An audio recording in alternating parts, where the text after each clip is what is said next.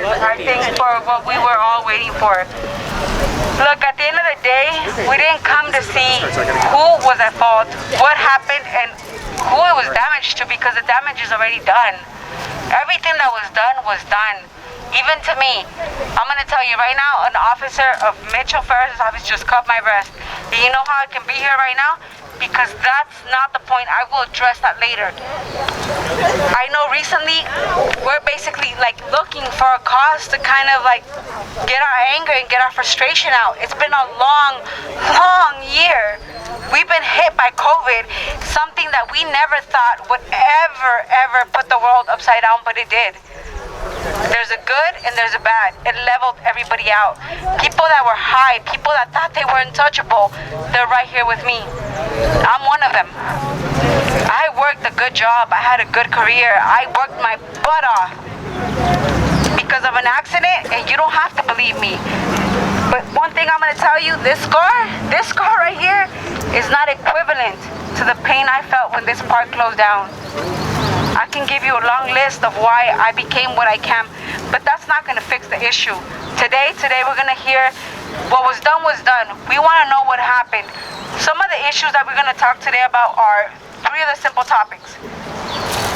Family that was dispersed, the damage that was done to financial equivalence to the people of this park, and not only that, but I'm kind of going to change it, but like the fear that we were once known now is instilled because we've seen it. We refuse to be a police state. We refuse to be governed. We are old enough people. That's why we are over 18. I'm sorry, I gave birth to 6 kids. You're not going to tell me how to live. Today we're going to hear the story. We're going to hear the aftermath of everything that happened. You can see the little press conferences. You can see people coming. But when it comes to pay the piper, let's see who was here. Let's see who's been here. And that's what you're going to see today. The reality of the displacements. People are dying. And you know what it is? Change the sheets, nobody came. So today, that's what it's about. Let's stop giving them attention. They have enough, they pay for it. It's time to give us some attention. I'm gonna pass it on. Today we had a little coordination, but we're gonna do a little bit a cappella because I feel like nothing comes out of the heart unless it is. Phoenix, I'm gonna have him talk about what it is in the aftermath. Phoenix was a longtime resident of the encampments here. What in his personal opinion, and it gave me, I had to take a breath, and I couldn't even call him because I was like, how do I help you? We're not allowed in the rooms. I cried because I was like, this is my family, and I am being excommunicated, but he can tell you more about that. And as things go on and as time goes on, you don't have to hear my story. Hear theirs, because they're the ones that you found at this park on. I'm gonna pass it over to Phoenix.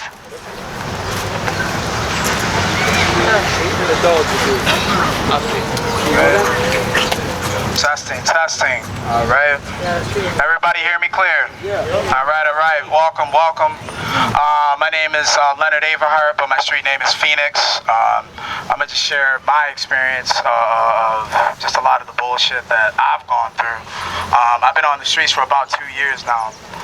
And in that 2 years, I've never faced a bigger amount of disrespect and defamation of character and just lectures and dismissal on what you need to do. I was arrested by Officer Bemby and Officer Kim for literally being up in a tent. And when they were handcuffing me, put me in the back of the car, they told me, oh, you have no rights. Yeah. You ain't nobody. Yeah, you're homeless. Well, you know what I'm saying? Constitution, that don't apply to you. Yeah. You're homeless, you don't matter. Exactly. I'm gonna just get straight to the point about what I want to talk about. Let's call this what it is. This is gentrification. Point blank period. These politicians can spin it any way they want to spin it. I don't give a fuck about that. You know what I'm saying? We came here to tell the truth. Like I said, we're out here living this. Not them. Not Mitch O'Farrell. Not Eric Arcetti. Yep. Not Mr. Pretty Boy with the blue suit and the Disney Channel smile. That motherfucker wouldn't last 1 week out here. Let's call it what it is. That's right. Discrimination is what it is.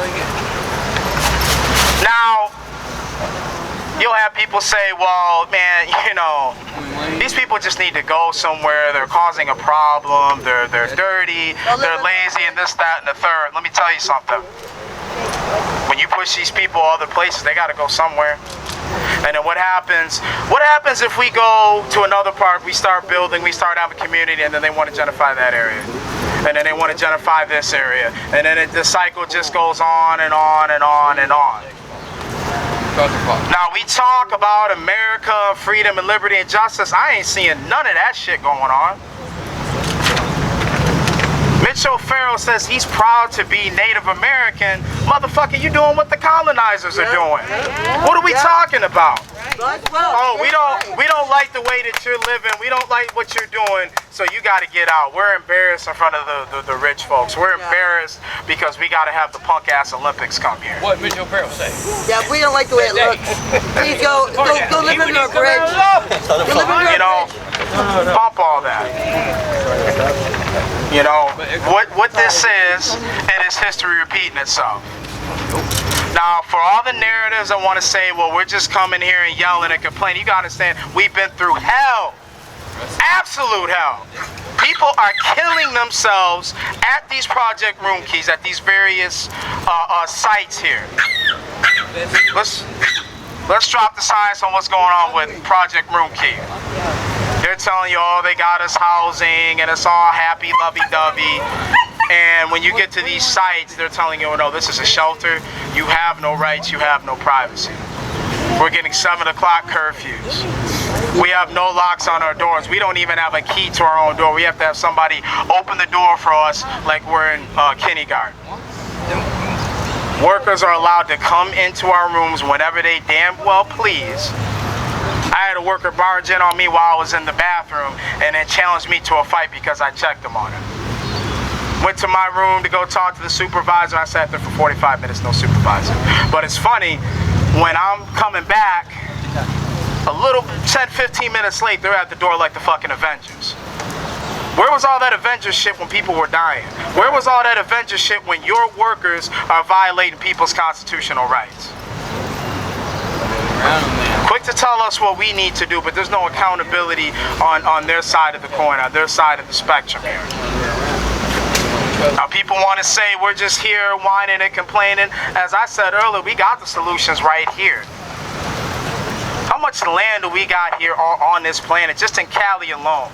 How much abandoned land is just sitting here? 240 billion acres. Exactly. You renovate that, put some Harveys up, let people stay in there. Let people earn their keep.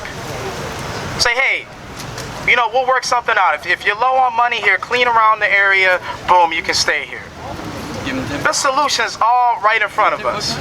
How many abandoned malls, schools, houses that we have just sitting here that you can fix up, put some electricity, put some water in there, and you can fix that for about 1/4 of the cost of what Mr. Mitch and Garcetti are doing.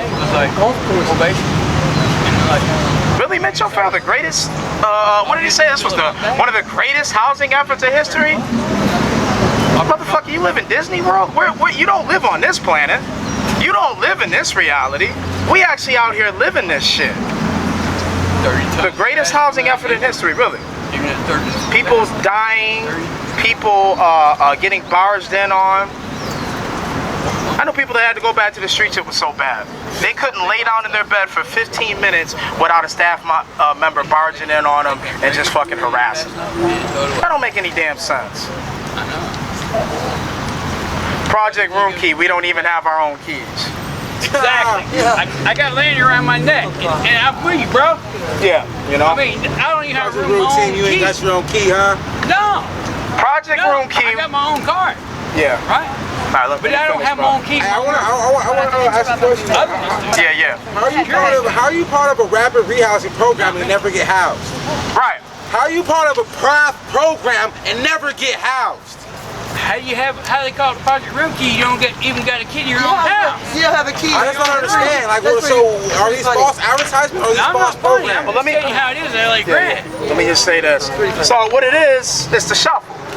Let me tell you what their plan is. They're going to kick us out, or at least try to, when LA is officially reopened. They're going to put us in these so-called tiny homes. Mind you, these tiny homes are the size of a jail cell, and they're trying to put 2 people in there. Right. You still want to tell me this isn't carceral housing? You still want to tell me what's really going on here? And then for those that don't get the tiny home, they're going to be put in these safe camping sites where basically they set up a parking lot, put you in a tent, and they're going to be spending $2,600 per person. How you're spending $2,600 for somebody to be in a tent, I'll just tell you guys to do the math on that one. I'll tell you guys to follow the money. You probably have the numbers, right? Let's really be honest about where that money is going. It's not going toward the community. It's red. Why are we spending $2,600 per person? You could have just gave him a hotel voucher. You could have put him in an apartment in some areas. A long time ago. I'm sorry. But you could have bought these motherfuckers their own RV. Common sense solutions. But you can't expect a motherfucker that's living a Disney Channel life to understand real reality. With that first line of that, but the rest of it, you know, it's 100%. at the end of the day, we are about being treated fairly and having equal treatment. That's all we asking for. We're not asking for $1 million. We're not asking, you know what I'm saying, for the world.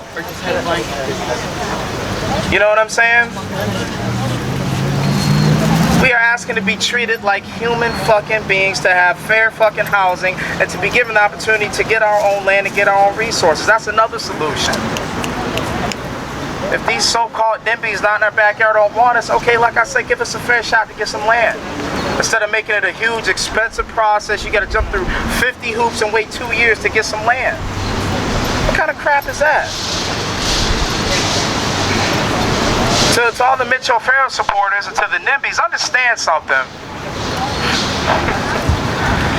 These politicians are only listening to you because you have money right now.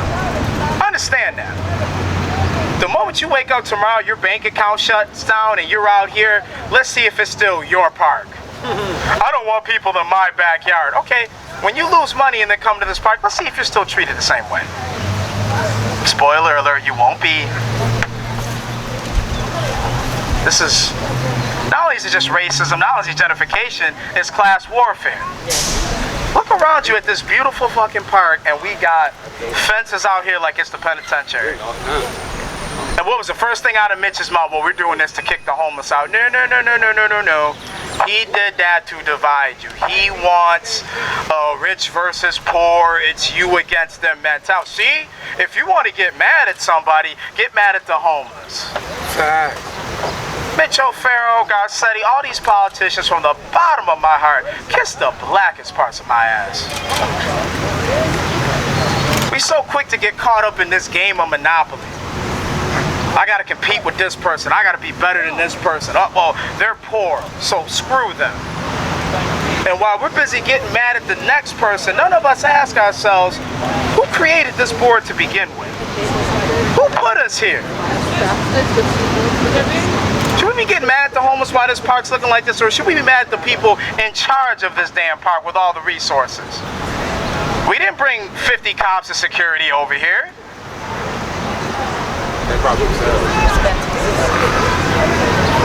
Mitch O'Farrell showed his little punk ass up for 2 minutes and left for a camera opportunity. Notice how none of these politicians were here last week when we did the press conference at City Hall.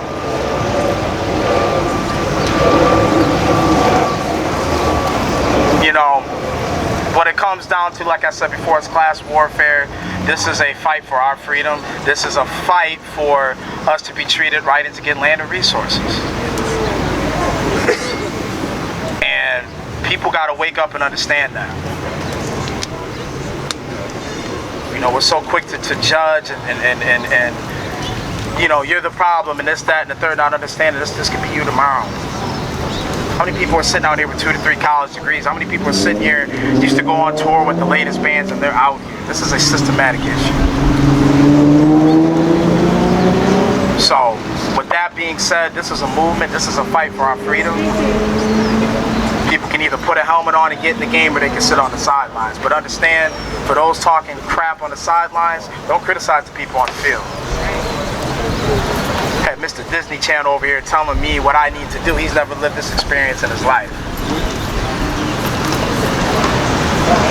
So at the end of the day, it's about fair treatment. It's about being treated like human beings, plain and simple. That's all we're asking for. And if that's a problem to the establishment, then that tells you everything you need to know what's going on. That tells you this is not about money and safety. This is about control. Before you can have freedom, you have to first free your dome. And what is your dome? Your mind. You can't have hatred and animosity and special treatment towards your fellow human and then expect to be free in life. It doesn't work like that. So I'm gonna pass it on to the next speaker, and y'all have a good one.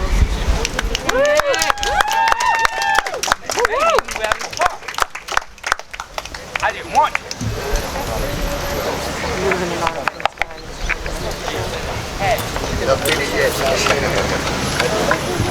Hey guys, I'm sorry for the really quick. Like I said, you heard a testimony, and like I said, this is one of our strongest leaders that came before me in this park.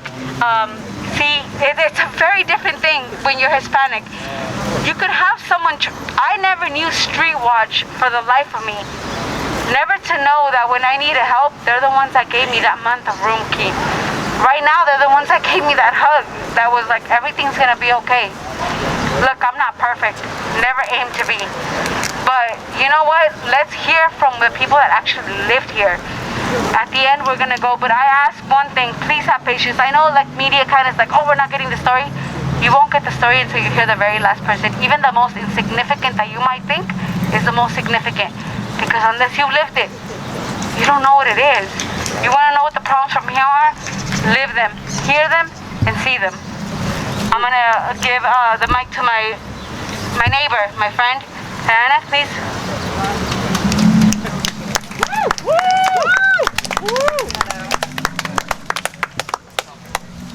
Oh, hi everyone. Thank you for coming out here today. First off, let me say that your time is very important to us and we appreciate it. Thank you for helping us spread the word about this very important cause, because really what we're doing out here, we're doing this fight for everybody.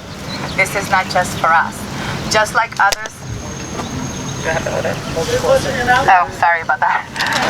Just like others have fought for like the rights that we have right now, our 8-hour weeks, weekends off, everything that other people have fought for. This is another fight that we're trying to do for everybody, because this is about, we are tired of discrimination, unnecessary discrimination, unnecessary unforced policing. Really, we're tired of all that. All we're trying to do is get our life together. That's it. That's all we want. We want to be left alone. We're not asking for anything. We want to do it ourselves. And yet we go through these systems that are designed for us to get better. And and it's very obvious why. This is a system that sort of needs us not to succeed. It needs us to be enclosed. It's enclosed within themselves for us not to get ahead, because they need us to sell you a lie that they take away your money, that they use it on us. They don't use the money on us. There has to be fraud or misappropriation of funds here. I have been into 4 shelters, and I have told every single one of them what I needed. Allow me to come in late here. Allow me to work. That's all I asked for. Feed myself and get myself ahead out of this. In every single one of them, sorry, I was actually, and I'm sorry if I'm speaking fast, I'm just a little bit nervous and anxious, so bear with me. Thank you. So I've been into 4 different shelters. None of them have really, every one of them has worked against me. Every one single of them has actually, and I have no problem providing to anyone, media or whatever documentation and is needed to prove that every single word I say and everything I speak are actual facts. It has to be some kind of separation fund or something, because they want the money of the taxpayers, and they say that they need it for programs and programs and programs, and then they go and they take all this money funding, and they said that they're using it on us. When in reality, all they're doing is they're creating these programs that are mistreating us. They are, for example, they're going out there and saying everybody to you, we have the numbers are increasing for Project Roomkey, and yet they're not disclosing that information to you about how many people they're actually throwing out to get the new people in to keep on increasing those numbers. They're not disclosing those things to you. They're telling you that this is what they're giving you numbers, that this is how much it's costing for this to be run. When in reality, what they're doing is that they're misusing those funds. I don't know how, but the food that we get, the things that they give us, the things that they do for us, is unbelievable. I don't know about you guys, but I don't eat macaroni and pork. I never heard of such a thing. Like, it's the food that it's not even food. Like, I can't even explain it. So obviously the money is not being properly used to take care of us. Even treat us with simple respect. So you are put in situations where you are belligerent, you are harassed over and over again, you are mistreated, and you get an attitude because you're asking for something that someone is there to, that you get getting paid for it to do, and they're taking away from their cell phones, from their personal, unhappy they do their jobs. That's not what they're there for. They're there for to help us, to take care of us. So there's a lot of discrimination everywhere all across the board. And there's a lot of people here with mental problems that do not need that. They need otherwise. They already got enough trauma in their life. They need the proper attention, the proper help. And these organizations, well, I say many of them, not all of them. There are some good organizations out there who are doing an amazing job. LA Street Watch is one of them. There's other ones that I might not know. Project 180, LA Door. And they're doing an amazing, great job. So, excuse me for rephrasing, I have to correct myself. However, what I'm saying is that this has been really, it took me a while to realize that because I lost my job and I couldn't work because of an abusive employer, really messed me up mentally, where I couldn't hold it together. And I couldn't work anymore. I lost my apartment. And next thing I know, I'm in the streets and I'm a different person. The only thing that happened is I just started having money. Nothing changed about me, except my situation. I'm starting getting harassed, I'm starting getting treated, I'm starting treated like I'm a drug addict. It's just so many horrible things start happening out here. And it's unbelievable. It's unbelievable because I come from both sides, and I've seen it, I felt it. When I started getting to this park, I was just like you guys. I was staying in my vehicle, I was training my vehicle. I noticed how the community was working here, and I had the mentality too. I'm better. I'm in my car. They're over there, the drug guys, stuff like that. I'm not gonna say I won't. And then I had to, when I said that right after, I had to check myself because I'm like, wait, I'm out here too. What am I talking about? I'm in my car, I'm in the better, but I'm out here too. I just have my resources. So I said, then I started seeing how they were really working with each other, helping each other in the kitchen, in charging the phones, and getting clothes and things. So eventually, after meeting a few people, I was offered if I wanted to have a tent to sleep there. At the beginning, I would say I rejected it because of the stigmatism that I was still on. The thing I think was there for like 2 weeks. And afterwards, when I really joined the community and I really seen that and I stepped out of the box and I did what I did, it was an experience for me. It was really an experience for me. Because I get to be part of the community that we kept each other safe. We look after each other. We were not asking for anybody. We didn't want anybody to do anything for us. We just wanted to get out of the situation and help others in our situation. Because not unless you go through this situation, you don't understand what it's like. You can comprehend it as much as you want to, and you can think you do, but you do not. And anybody who has gone to this situation knows exactly what I'm talking about. So, sorry, excuse me, I catch my breath. With that said in mind, when I became part of the community, there were a lot of things that happened that I really enjoyed. For example, is that I really did not care about stigmatism, about judgment, about anybody. I became happy with the person that I became, with what I was doing every day. And the rest, what anybody had to say about anything, it didn't matter to me. So I'm here because I want everybody to know and understand one thing. If you're not part of the problem, if you're not part of the solution, I'm sorry about that, you're part of the problem. So if you're not part of the solution, you're part of the problem. I'm sorry for that. You don't have to do it. Nobody has to do absolutely nothing you don't have to do anything for anybody. We're all individuals ourselves. But what you do have to do is you do have to stop the stereotyping, the stigmatism, the looking down on people. Just give them a simple smile. That's enough. That's it. Everybody can give a smile, right? You can look at somebody, give them a smile, make your day better, and make their day better. So I have a thing that I always say, and I live by this. Don't look down upon somebody unless you're giving them your hand to get them back up.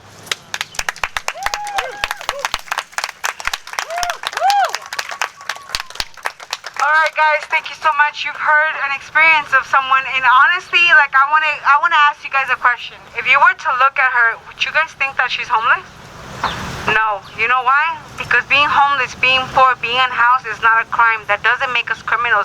That doesn't make us dirty. That doesn't make us less than anybody. I'm still here, and I look as nice as you guys, and I take a shower every day.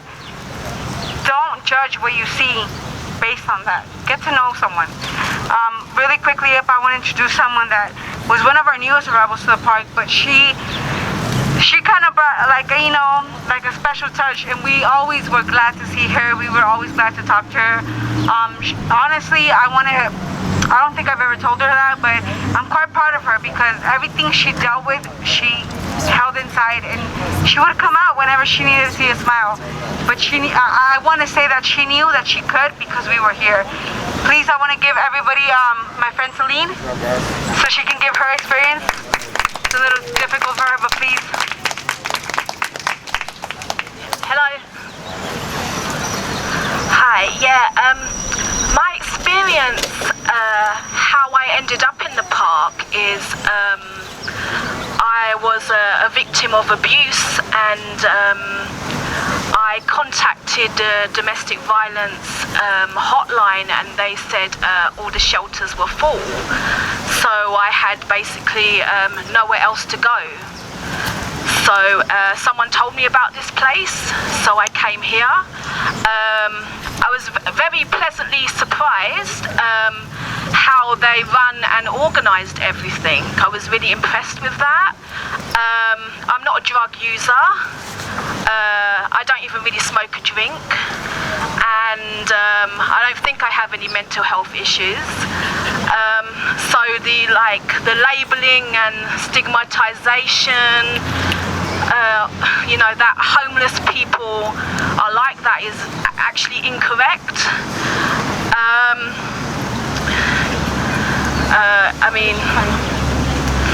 I found it was a very pleasant community. I actually felt very safe here. The majority of people were very good people. We all helped each other.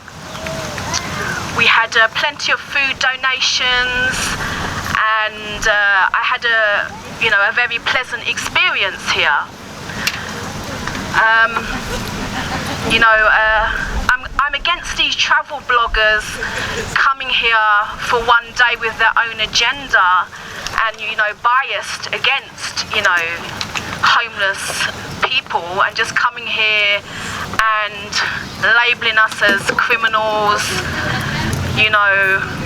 as drug addicts, just for their own agenda. That I felt personally was very wrong.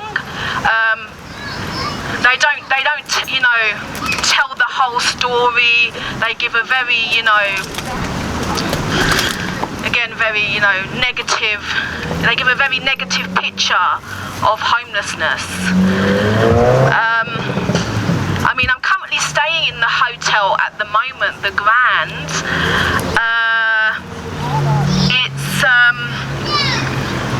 It's not. It's very isolating there. We have our own room, and we're not really allowed to kind of talk to each other or see each other.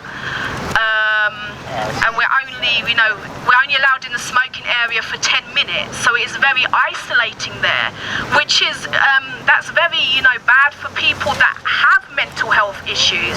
I mean, they put people there, they talk about mental health issues, but they don't seem to, correct that or have an adequate treatment or program for that. They just round people up and put them, in here and don't,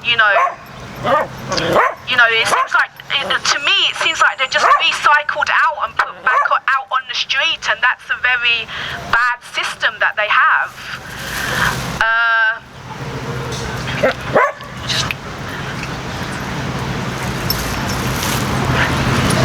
Whose house? Our house! Whose house? Our house! Whose house? Our house! Wow. See, even from beyond, they want us to keep going. All right, guys. I want to say thank you one more time, and I'm going to say this for the Spanish channel. Les quiero agradecer el tiempo que están tomando para venir hoy a oír lo que ha pasado a consecuencia del desplazamiento de muchas de las personas que vivieron aquí. Ya no estamos peleando por lo que pasó, ya no estamos peleando por quién se fue, qué se destruyó, qué se tiró. Estamos peleando porque gente se está muriendo en estos cuartos que la ciudad los puso. Y aparte de eso, que una comunidad no solamente desplazaron a 150 personas, desplazaron a la familia de esos 150 personas. Ok, rápidamente les quiero introducir a otra persona que ha influenciado mucho, y ¿saben qué? Toma mucho decir, es que quise, pude, pero no lo hice. And I'm going to say that in English because I think it's worth it. It's a lot if you say, I could have, I should have, I would have. But you didn't. We didn't. This is a new start. This isn't about Mitch right now. This isn't about us. This is about the park. Yeah. We need to find a new future for the park. This is a clean start, right? I mean, I don't see where the billions of dollars that he invested went into, but it's a clean start, right? No. Start off by mending off the people that you kicked up and swept under the rug when this park was habited.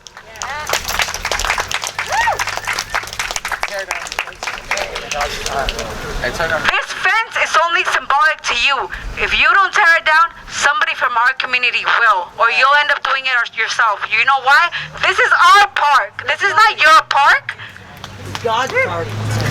This is a place of nature, of healing, and of serenity, and of family, and that's what we're going to enforce. Please have patience, like I said, bear with me. It might be long or you might not know, but like someone said previous to me, if you don't live it, if you haven't endured it, you don't know the pain of it. Put yourself in someone else's shoes. Give 5 more minutes, give 10 more minutes to a story that might just catch your eye. It did me, and that's why I'm here. Next up, I want to call Cece. She's one of our strongest warriors, and honestly, when I feel like I'm down, she gets me right back up. I've been staying at Echo Park for 7 months because I actually had housing during Corona, but my house is an unsafe shelter for me because of my background and what I've been through. Like what Mitch O'Farrell and Eric Garcetti don't acknowledge about affordable housing. First of all, that's a myth. Like, there are no affordable houses left in this state. Like, can we just take a moment to acknowledge that? That, like, they're sending us out here after false hopes. Gentrification. It's a lie. And then second of all, it's not acknowledging that these kinds of structures don't work after you've been outside. Like, after you've been unsheltered, after you've gone through the kind of shit that we've gone through. Like, after you've been incarcerated, after you've lost your dignity, your ability to take care of yourself because the police are taking it out of your hands in different carceral settings. Because I'm telling you, like, my friends up in these hotel rooms, like, the way they're describing it to me, these are carceral conditions. People aren't allowed to have friends up there. If you've been locked up and separated from your friends and family, like, you know what kind of mental torture that is to not be able to see your friends, your family, and your community. And that's the other thing, is that, like, just because we stayed in this park just because we advocated for ourselves during Corona, just because we had a pantry and a kitchen and showers and a garden, just because we were able to spend time together and create these things that we imagined up together and then brought them into reality. And now they want to separate us. They want to put us up into these hotel rooms because we were solving these issues when the city gave us nothing. We were providing our own masks, hygiene kits, hand washing, and now they're profiling us as dirty. They displaced us from the park violently. They arrested hundreds of people who came out to support us, our neighbors who were providing for us during Corona. It wasn't coming out of Garcetti's pockets. It wasn't coming out of O'Farrell's tax dollars, whatever, how he makes his money. It was coming from the community, and they arrested us and locked us up just for defending what we had created together, because we were figuring out how to solve these problems that come around the lack of affordable housing in California. Because these houses lock us up and keep us separate, so then we turn on one another and we think that homeless people, just people who stay outside, are pariahs, that they're dirty. Like, since this time, I'm not kidding you, like, people have been spreading lies that people from Echo are carrying lice and scabies into shelters. How about that? When they destroyed our shower, they kicked us out of here the day they took our showers out. It's just like that kind of hypocrisy, like, that takes away, like, they're just trying to erase the fact that we are actually a family, that we actually are a community here, and that we are a community of neighbors who really took care of each other during these challenging times. And like, honestly, it's been rough, but like, I'm just really hopeful today that we're all able to stand up here together again, and it just feels really good to be up here with people who I saw before, and just to know that we're able to be back together and standing here together today. So, yeah, thank you for being here. Like I said, guys, if you hear frustration, if you hear anger, if you're just like, what the hell, it's because people are tired. I am tired. I'm not gonna... Do you know what happened, like, maybe like half an hour ago? There's a difference between police restraining and police abusing. I'm sorry, when a cop comes under my shoulder right here and tells me to stop, but when he squishes 2 times on my breast, I'm sorry. And you know what's gonna happen? Nothing. This officer cupped my breast while I was going over there trying to stop him from hurting one of my co-protesters, and we have it on camera. I let him know twice, don't touch my breast. And I'm looking at him like, you just squished my breast. It goes down to a simple noun of kindergarten. They are under the best disguise they can. There is no greater gang in LA than the Blue Gang. We did not segregate ourselves. We did not push each other aside. We did not go out of our boundaries. They pushed us out. I just kind of want to add one more thing. Everybody you know what? You guys think, this is the first time I run something, but you know what? I want to give thanks to everybody, to you guys that are enduring the sun, to you guys that are hearing, to someone that catch their eye, to this person right here who that night that I got swept out took me to my hotel room to make sure I didn't have to sleep in the street. This one right here. He doesn't ask nothing, but you know what? I consider him one of my best and closest friends. Friends aren't what you have when you need trouble or when you have trouble. Friends are the ones that give you a blanket, a plate of food. Right. They didn't give anything. On the contrary, they stopped organizations from coming. You never went hungry. You never went cold. You never needed a friend here. But they stopped all that. You know what the worst thing is? Nobody won with this park closure. We all lost. If you're not making their millions, you're not on the pay grade. Thank you. Really quickly, I'm going to also ask one more. We're going to have like 2 or 3 more testimonies, but really quickly before I forget. My partner and I have not made this shy. The reason why I did not take Project Roomkey, because I am a grown-ass woman. I'm 32. I gave birth to 5 kids and 1 granddaughter, and yeah, I'm 32. I do the math. The circumstances, I fought it, and I went over that too.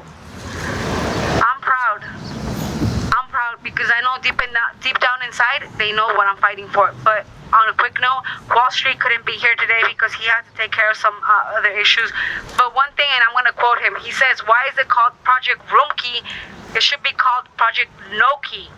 People don't have rooms. People don't have keys to their own room. You don't have privacy. You could be taking a shit and they'll barge in on you. And they're going to tell you you should be grateful because we're giving you a roof. I'd rather live in the street. Facts. Exactly. I'm sorry, but I'm an immigrant. For those of you that know the legalities of it, when you do taxes with an I-10, you don't get the full amount. You get 1/3 of it. And yet every year since I was 16 and before that, I went downtown and I sold corn ever since I was 6 years old. My mother, you want to know who the best president of this country is? An undocumented? In my opinion, a Mexican woman, because she can feed a child with $5. She can feed a whole family with $6. She can make a Thanksgiving a feast with nothing but scraps. If you don't care about yourself, how can you pretend to care about your community? These are people that are in your community, your neighbors. You see them every morning. I used to be your neighbor, and now I'm here. Care for yourself, because at this point, nobody else does. Pandemic, we lost everything. Financially, we lost everything. We're equal. Now we are equal. And the people that pretend that we're not, they're living in a lie. Really quickly, I want to introduce someone else, but again, to quote Wall Street, he says it should be called Project No-Key, because you have no freedom except carceral housing. I want house keys, not handcuffs. How you guys doing? I'm from Miami. I'm from Miami, Florida.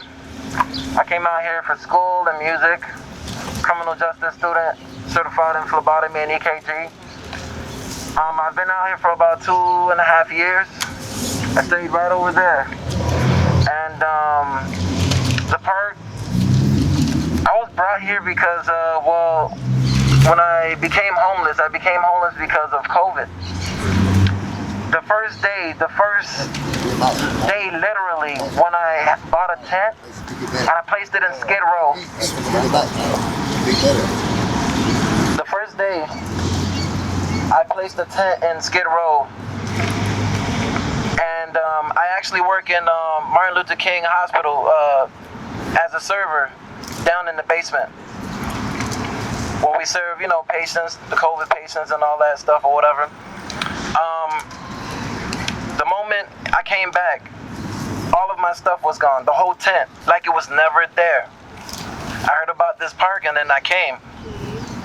Ever since I came to this park, I didn't have any problems.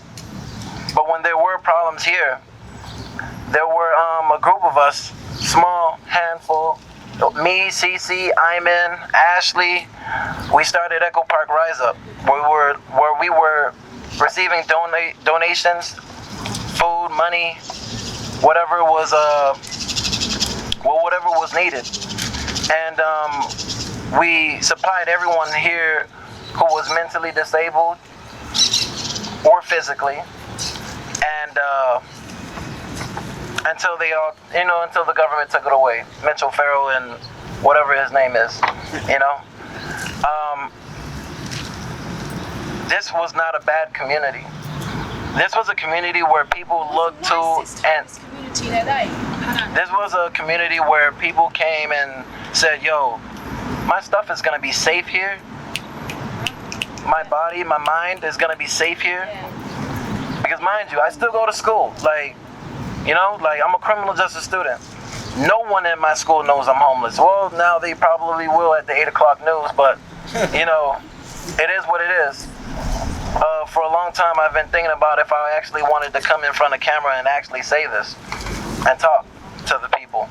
But I have to let you guys know that they're not treating us well. I'm one of the ones that's living in the Hotel the Grand LA, and it's not fair how they're treating us. Mind you, I said I'm a criminal justice student, so I know what's right and wrong, right? So they're not treating us like humans. They don't feed us like humans. Mind you, I also said that I'm a phlebotomist and EKG technician, meaning I'm a medical assistant. I know what's healthy. I know that they would not feed the president or their children that stuff. In the past, when I was living in Miami, I've been in jail before, and that is the same as jail food. But to be honest, they feed you way more servings, better better servings, of course, in jail than inside the LA Grand. Is that fair to us? No. I'm not gonna lie, the people of the community, when they came and donated to the kitchen way over there, we were eating good. I mean, sometimes we had steak, fish, shrimp. You know what I'm saying? Some of the vegan restaurants actually came around and donated to us. You know what I'm saying? Every Wednesday, Friday, we had meetings about what should take place. How can it be safe? What we're gonna do? How we're gonna clean? It's not fair that, they're just saying all these things without giving the proof and the facts. Because we all know that, it's like probably, I might be wrong, but 80% lies and 20% truth. But everything that you hear today is the truth from the ones who's actually living it, who was living in the Grand Hotel, who was living out here in this park. Everything is real. It's not fake. Anyone can end up in this situation. I never thought that I would be homeless coming here into California. I'm from Miami, Florida, mind you. And I go to school and I work. I had 5 different jobs, literally. And during the start of COVID, I couldn't work at least 4 of them because why? Because they stopped everything. Everything was they had an emergency what they call it lockdown at the beginning of COVID. So it stopped everything for a long time for me financially. I could have still been in my home, but I'm not. You know what I'm saying? I'm living in the LA Grand, and I'm just really glad that I came here to tell my story so you guys can really understand and feel both sides. You know what I'm saying? Because without an understanding, you guys will never know. You're only gonna know what the media tells you and what Mitch O'Farrell and Garcetti is gonna say. That's all I have to say. Thank you very much.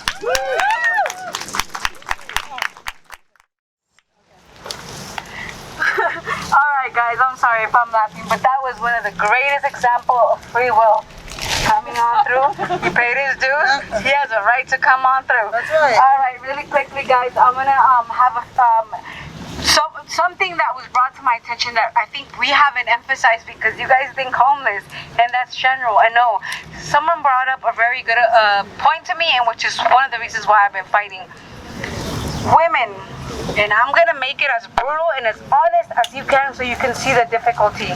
There are women here that use books for tampons. There are women here that use shirts and cut them up and use for pads. There are women. That's another bad thing about the hotel is that they don't have any of that we used to get. And women, so I'm sorry, you're putting women in a house where they don't have tampons. Even since before we had our women's rights, we had tampons, we had pads. Yeah. I'm sorry, but and they don't give that in the hotel. That's another way. You're saying we have to limit ourselves into our job, our income, because we have to be in from 7 to 7 or from 12 to 4. We're supposed to have and make an income and have a good salary. We don't even afford enough to buy pads. How sad is that? Just to keep that for food for thought. Another, I want to just introduce someone really quick. Honestly, I've heard of him, but I hadn't really met him until today. And the devotion and the passion that he showed, he brought a certain point to me. It doesn't matter if you grew up here. My 30 years here don't matter. If you care about this community and you have a heart, you're in the right place. Please give it up for my friend, Jay. Sorry. All right.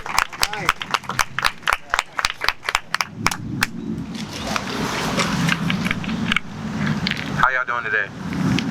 My name is Jonathan Briscoe. I'm gonna give you guys a short backdrop of my story. I was released from prison 2 years ago. Since then, I've done everything in my power to get out of the situation of being homeless. I was working a 12-hour. I was working a job. I got into the rapid rehousing program. The rapid rehousing program. I was in PATH. after that, while I was in that program, I was also involved in a community bridges program where they're supposed to help you get back on your feet. While I was in that program, my mail was being taken from me. I had people being accused of stuff happening to me in this facility. I ended up having my stuff being stolen from this facility. When I tried to go get my stuff, it was taken from me. So once that situation happened to me, I ended up going to school. Okay, so while I'm in school, I ended up getting a job, working 12-hour shifts. While during that time, I'm seeking housing, desperately seeking housing. I'm applying for housing and so forth. I'm getting denied for housing. They're simply telling me because of my background history and because of I have no rental history. I had $3,600 saved up at the time while I'm paying for rooms so I won't end up on the street. Due to the pandemic, I ended up losing my job at the time. I was a super med rep. Now I'm still finishing my externship, but now I'm sleeping on buses. I end up having to resort to sleeping in a tent again. And to me, it's just unnecessary. To me, it's just like this brother here, we're doing positive things, and we're still in a situation that is systematically designed for us to fail. There's no help. I've literally asked everyone that I can think of that's in power or in charge, can you please help me get out of the situation? And they have not helped me. So when I sit here and I look around at my fellow brothers and my fellow sisters out here who are on the streets, because this isn't just me. I at one time had my family out here struggling. So when I sit here and I tell you that this is unnecessary, it's inhumane, there's no love, there's no compassion, it's way past discrimination, it's hatred. It's hatred for a gate to be around the fence. It's hatred for people to look at people on the streets or on the trains and just walk past them like they're not nothing. Let's really look at the problem here. First of all, pandemic. We don't have no restrooms. We can't go to the restroom anywhere, so why are you mad if there's shit and pee everywhere, excuse my language, when there's nowhere to even use the restroom? Showers. Where can we publicly shower if we're homeless? Where at? The only way that you can publicly shower that I know of is to get a gym membership or anything like that. Other than that, these people can't shower. It's inhumane for these people not to have these things taken care of on a daily basis. And let's talk about the women. I'm pretty sure that they're facing so many different predators, not only just criminally, I'm talking about police. Just because they have a badge does not make them honest. Does not make them innocent. Yes. Why do y'all think they have a badge? Why do y'all think that because they have a badge, they know better than anyone? They're human beings. They have behaviors and they have systematic problems like everyone else. They're not better than nobody. These are the things that I feel that need to be addressed. These are the things that need to be taken care of. If there's people in charge, how come they're not doing their job? If we're paying taxes, if we're going to work, if we're going to school, we should not be on the street. If we're doing these things to systematically get out of this situation that, truthfully, I don't think any of these people deserve to be in. I wouldn't wish this situation on any one human being, period. No one deserves to go through this. No one deserves to feel like they're less than nothing. No one deserves to have any of these emotions go through their vibration of their body or their soul. I personally think that it's a time for a change now, an urgency, so that we can see that the situation is needed of love and compassion for not just the community, but for one another as human beings. That's all I have to say today. Alright guys, so again, Yuli, you are hearing stories that, sometimes when I see this press conference, I know it's deadline and, you need to let go. But honestly, you may see it, and I'm thankful for the group that stayed. You know why? Because I'm going to share a little surprising event we're going to be having within the coming weeks. And that event, you will not only see us. I can almost guarantee you almost see double the people that were here on March 24th. We have 3 more speakers before we wrap up really quick, but I want to give 1 minute to one topic that kind of hits home, and I'm going to say why. My life is not a secret for anybody, just because I don't want no one pulling up dirt for me. 3-4 days ago, I had to pick a picture out of a lineup. On January 30th, while I was looking for work, not here because we were already getting stories that we couldn't be here, and I didn't want to get arrested, so I had to leave.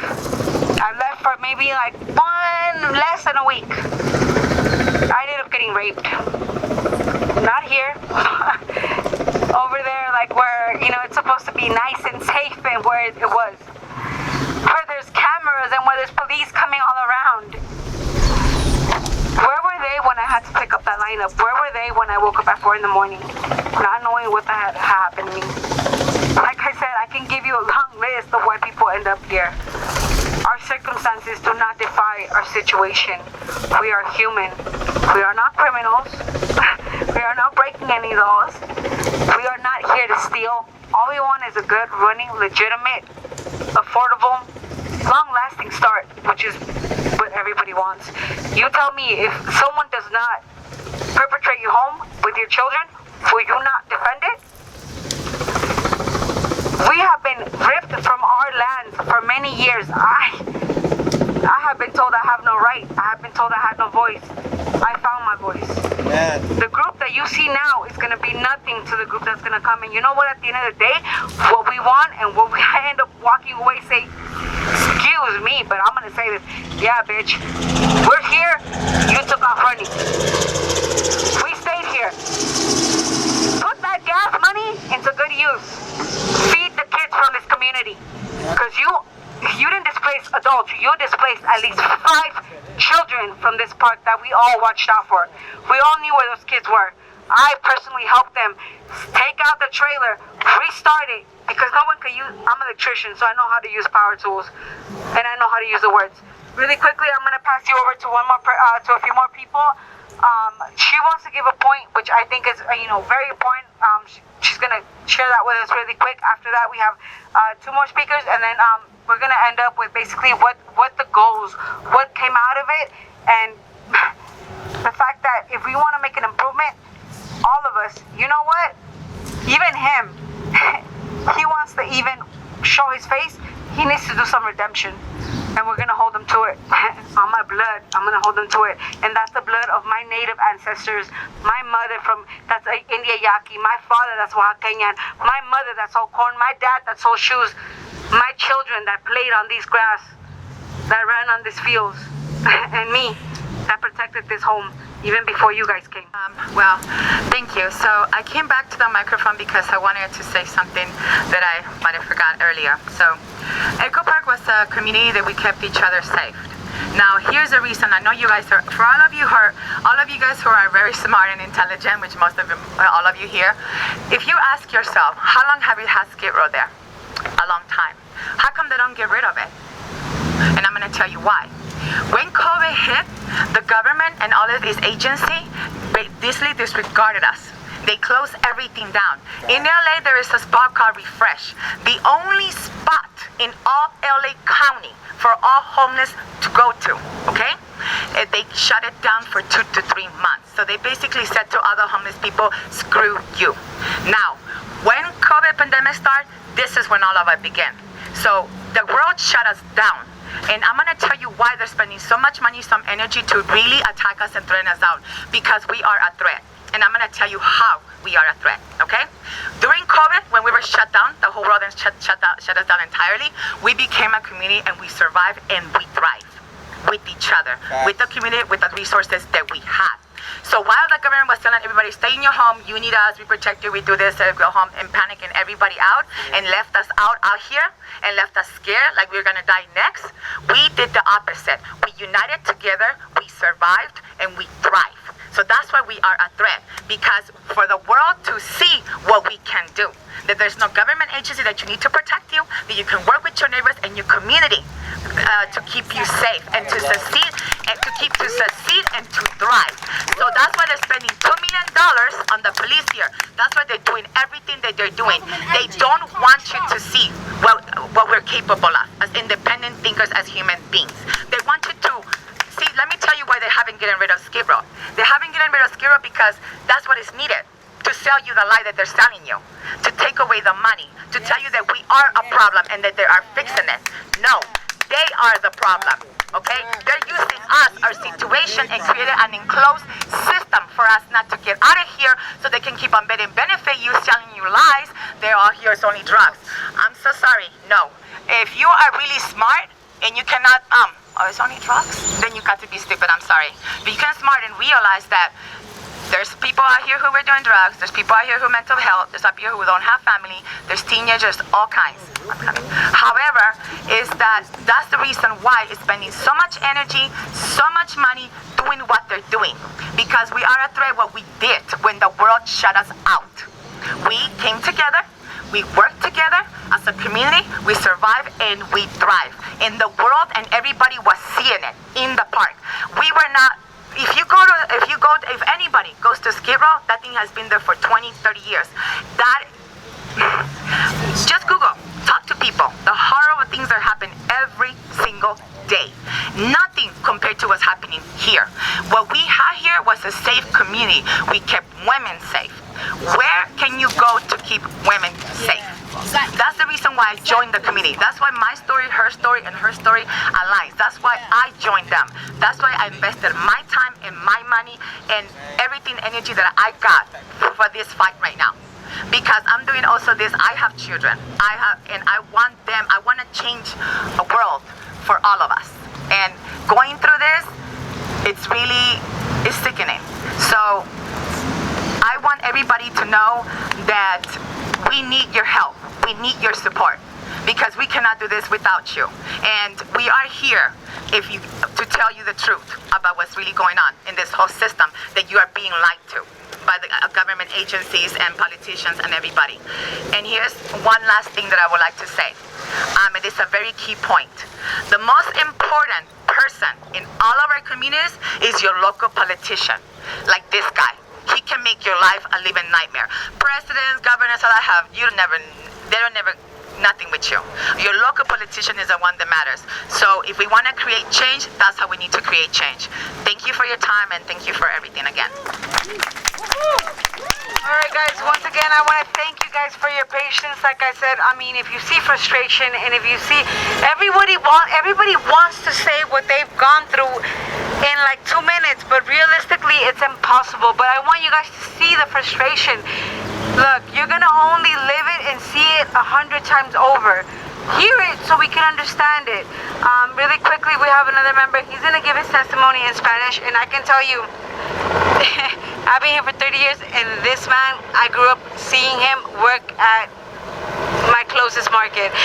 Please, one of our strongest leaders and one of our strongest Mexican leaders that I have ever known, and honestly, someone that I inspire to be every day because when you're tired, you're tired. When you need to eat, you're gonna eat. When you need to take shelter, you're gonna take shelter.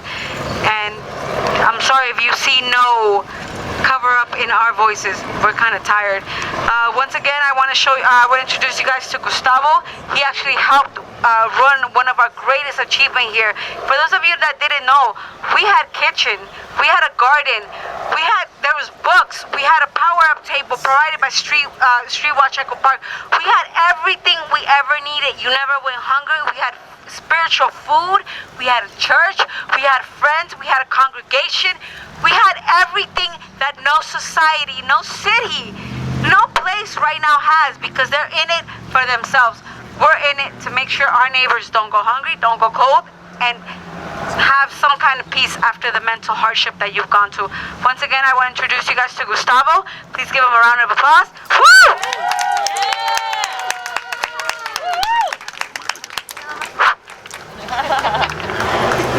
Hello, my name is Gustavo Choi. No, I'm going to say this in English. Hi, my name is Gustavo Choi. I just want to appreciate every single one of you for being here. There's a reason for us to be here. You, the media, are here for a reason. We are here for a reason. You are here to find out the truth. We are the truth. And this is what's really happening. We are being discriminated. Why? Because we have nowhere to sleep, nowhere at all. And that's not right. Instead of judging us, we are drug users, this and that.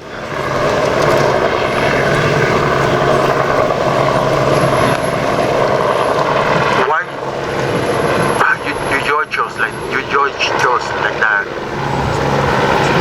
This is the opportunity for all of us to do something, to thank God. Instead of judging us that we are drug users, that we have not to sleep, this is the opportunity for all of us to say, because I have a room where to sleep.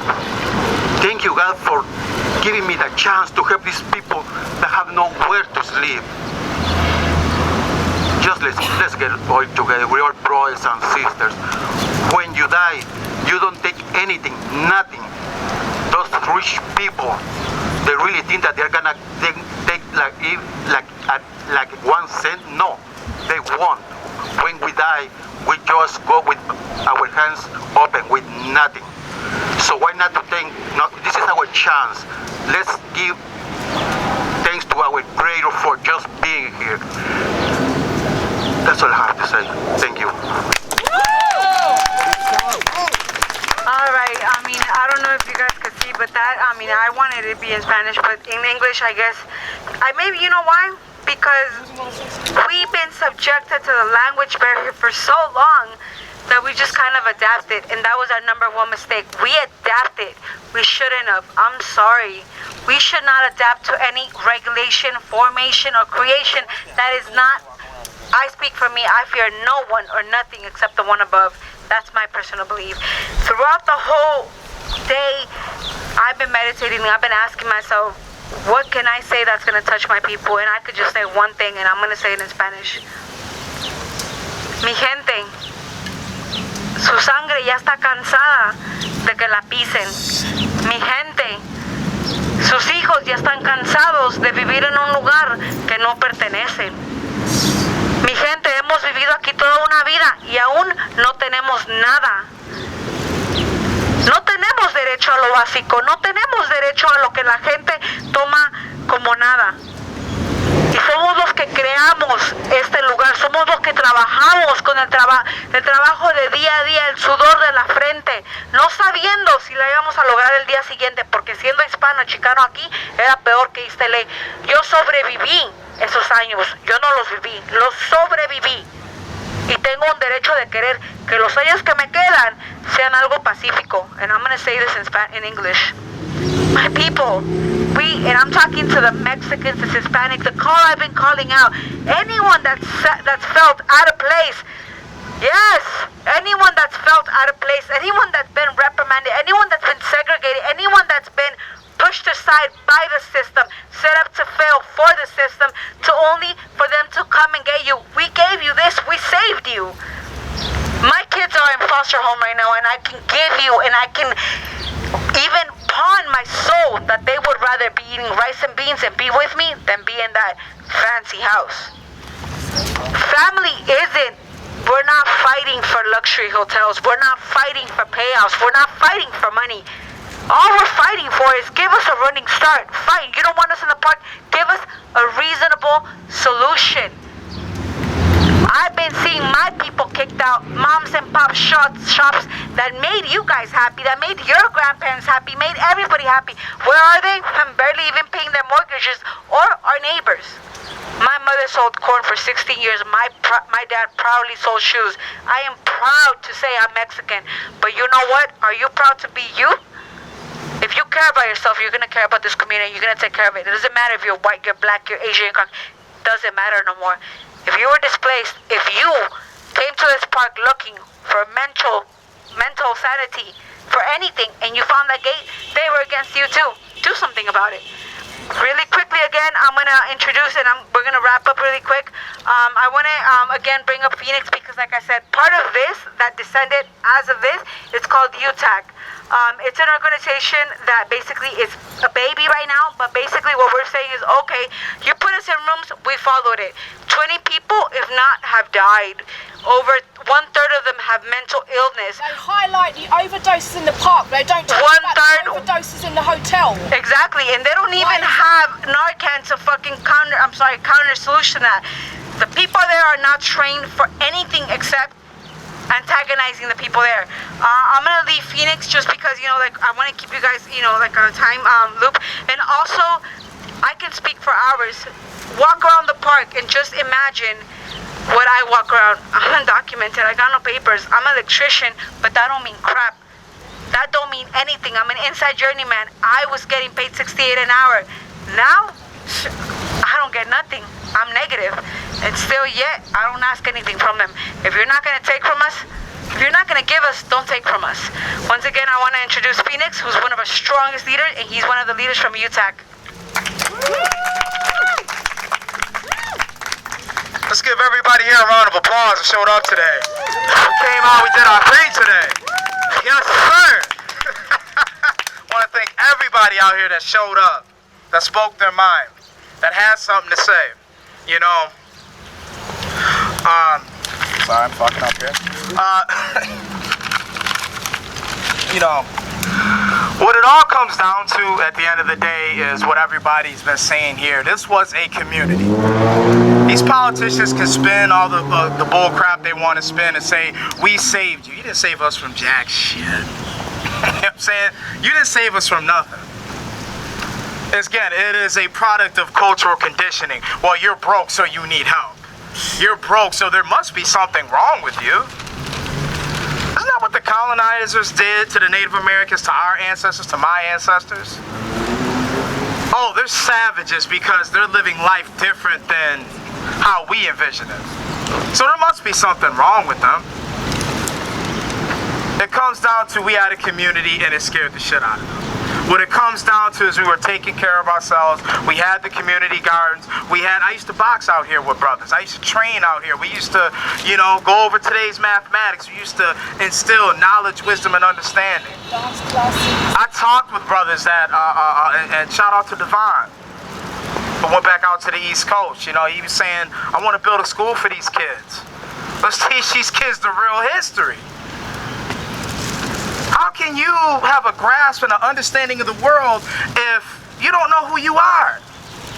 I stand tall as the Asiatic black man right here. I'm proud of who the hell I am. I'm proud of these two brothers coming out here and speaking their piece. Because let's call this what it is. It's gentrification, and the brother said it best. It's pure hate.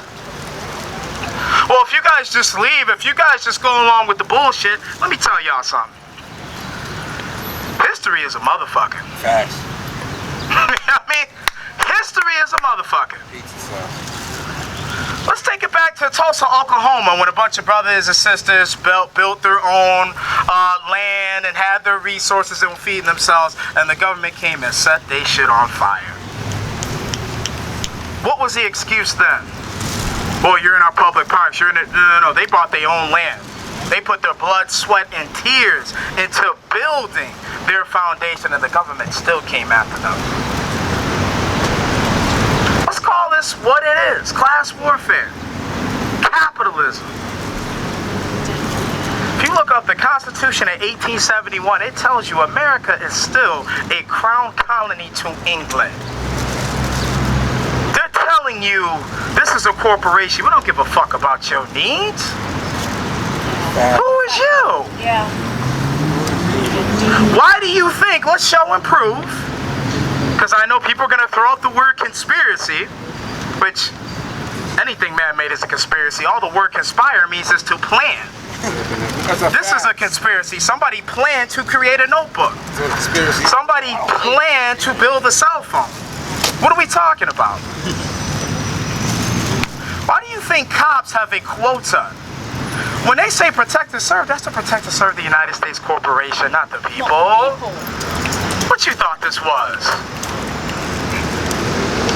When you have a quota, that means what? You are working for a corporation.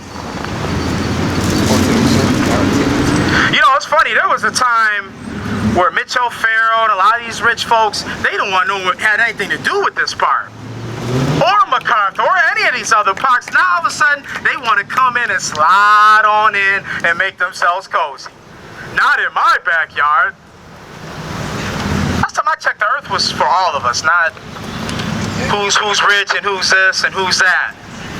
I have to say something. In my 30 years of life here, I have yet to see a cop in bike here in my life. I have not even when people getting murdered down the street. I had yet to see horses here. Yeah. What kind of game are you pulling? They ain't gonna be here all day. They're just trying to pull a stunt, and you know what? We see right through them because they get paid for it. We don't. Yeah. Let me finish this up. But yeah, what she said, you know, they're pawns to the game. You know, The reason why they came after this shit now is because they saw people organizing. They saw people building and said, oh no, we can't have this. Who do you think y'all are? It's so beautiful, you know. Today's date is 26. Today's mathematics is wisdom equality, all being born to build or destroy. 2 + 6 = 8. 8 gives you your build or destroy. And how perfectly fitting, you saw that play out in action today, didn't y'all? You saw the people like us who are living this, who are here to build. I gave you a whole list of solutions. And you saw these Disney Channel motherfuckers over here to destroy. Which takes us back to this day, build or destroy. There are those that are going to be here to build. There are those that are going to come with solutions. And there are going to be those that are here to destroy. Which are you? There's no neutral. You're either in this or you're not. As a black man, trust me, I know what it's like to be disrespected, discredited. Okay. You know, it's funny. They say, you know, oh, you don't have anything to contribute. It's a money thing. Who do you think's making most of your fucking money? Who's on, when you look at most of these sports teams, who is on most of these teams? Black men. But it's funny, we good enough when we shooting a three-pointer. Oh, we good enough when we throwing a 60-yard bomb for a touchdown. But when it's time to speak our shit and we go through our struggles, oh, you're just a complainer. Thank you. You know what I'm saying? Thank you, King. You're a terrorist. Black nationalism. You're emotional. You know what I'm saying? Yeah, you're emotional. We just had a brother in George Floyd get killed last year. It took a whole year to arrest this fucking killer. And here's the kicker. The Asian hate thing, and I'm not crapping on it, but you see how quick they passed that bill. Hey, don't mess with those Asians. We had a black man killed on national television. Where is our laws and bills being passed at? I don't want to make this all about race because the word race means competition, and this is what it all comes down to. We are the pieces on the monopoly board. Instead of getting mad, instead of competing and saying, I'm better than this person and I'm better than you, ask yourself, who put us on this motherfucker? Who put us on this monopoly board to begin with?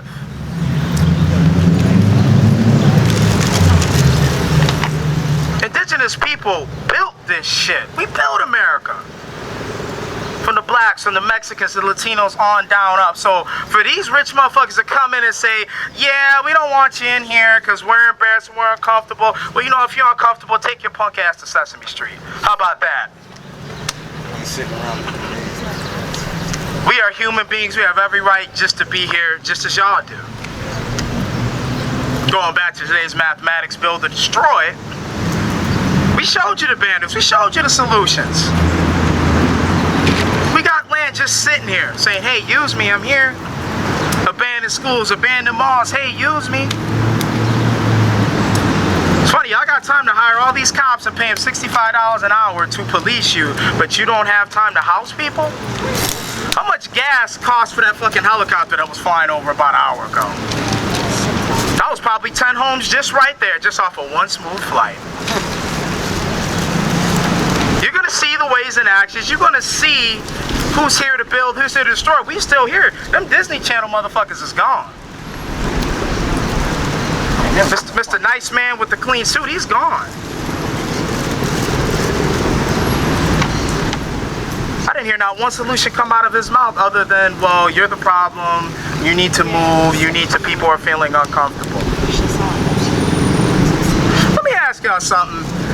If that was the case, we're such bad criminals, we're such thugs and shit, why do we have so many people going out their way to feed us and feed us good? Exactly. We was eating like Bobby motherfucking Flay. Like Emerald goddamn Lagasse. Giving us blankets, giving us shelter. I had people just come to our tent and just talk. Hey, I just want to share some knowledge and wisdom with you, man. You gotta have knowledge and wisdom in order to have an understanding. 1 + 2 = 3. It's a simple mathematics. How can you say you have a solution to the problem you do not understand and you've never been a part of? community had was love, and it was just that community, unity. If people were truly that terrified, terrorized, they wouldn't come within 5 feet of us. You know, again, at the end of the day, it's about ways and actions. Let's not listen to the words. Let's not blindly say, let's not blindly turn to the television and say, well, Anderson Cooper said. We have our own minds. Let's do the research. Let's think for ourselves. Yeah. I tell people every day, do the research and think. We shouldn't be blind. I don't even want you to blind listen to everything I'm saying. Go do the research for yourself. Look up that Constitution of 1871. Look up what happened in Tulsa, Oklahoma. History books don't lie. What this really was an act of terrorism. We were here minding our business, taking care of ourselves, and they said, no, you got to do it under our watch, under our thumb, under how we want you to do it. Where we want you want, yeah. So we can paint the narrative. That's all good. Let the corrupt be the corrupt. My uncle used to tell me a great saying. He said, let the grasshoppers talk and let the ants continue to build. When winter comes, we're going to see who's looking stupid. Grasshoppers love to do a lot of this, and meanwhile the ants were what? Building. Gathering, storing food, and when winter came, oh, you knew what time it was. The universe is a great teacher, ain't it? But the only way the universe works is if what? You and I verse. Knowledge, wisdom, and understanding. Only way it works is if we show up. So I encourage people to watch everything, to study ways and actions, and to come up with your own conclusions. Start your own attack. Start your own street watch. Start whatever. Because at the end of the day, it's land and resources is the name of the game. Watch the money, pay attention to the history. They love to celebrate your culture, but ignore your struggle. I said they love to celebrate your culture, but ignore your struggle. They love to celebrate your culture, but ignore your damn struggle. Exactly right. Hey, black man, just go shoot some boobs, man. Just get on stage and do the comedy shit, man. We don't want to hear your struggle, man. We don't want to hear that bullshit. Just get on stage and tell it funny. Ain't nothing funny about this shit. This is people's lives being screwed with, and it's time we stand up and we fight for ours. You see the ways and actions. You see each and every one of us were able to look y'all in the eye and speak with our soul and tell you what's going on. These people may be rich when it comes to material things, but in their values, they're broke. They're broke. Straight broke. Bob Marley once said, some people are so poor, all they have is money. That's all they have, money. No values, no class, no knowledge, no nothing. I'm gonna end it off with this. You can bury us all you want. You can villainize us all you want. But understand we are seeds. And what happens when you bury a seed? It just grows stronger. This problem ain't going away. You want to keep shuffling us and shuffling us? We will get land, we will get resources one day, and then you're going to see the knowledge, wisdom, and understanding come into play. You're going to see who's about building and who's about destroying. So I thank y'all for coming out. I thank y'all for building and sharing this knowledge. Peace to y'all all, and like I said, let's go do the damn thing.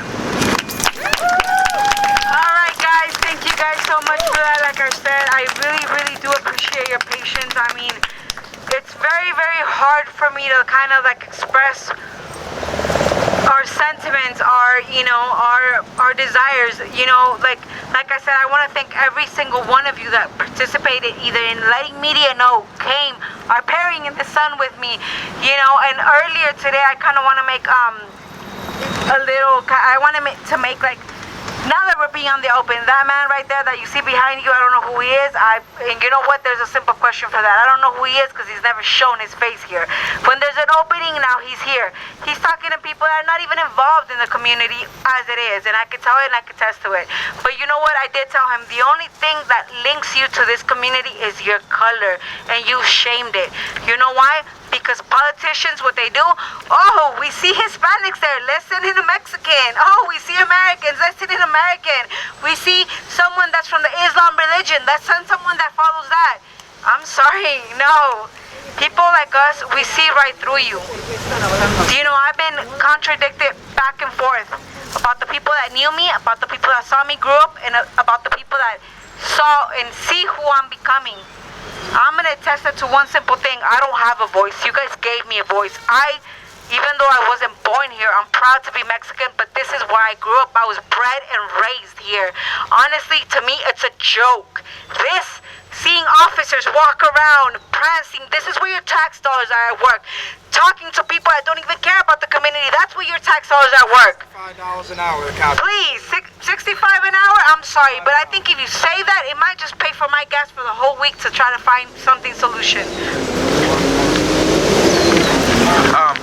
You guys understand that they police the homeless people on the buses and on the trains?